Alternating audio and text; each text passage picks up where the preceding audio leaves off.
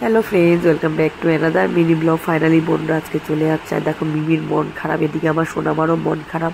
কারণ কি, বোনরা আসার পর থেকে সোনামার মিমি একসাথে ব্রাশ করা, একসাথে খাওয়া, একই ধরনের ড্রেস পরা, একই স্টাইলে হেয়ার বাঁধা, মানে যেখানে যাবে দুজনে একসাথে যেত, সব কিছুই একসাথেই করতো। এই কারণে ওদের দুজনের মনটা খুব খারাপ।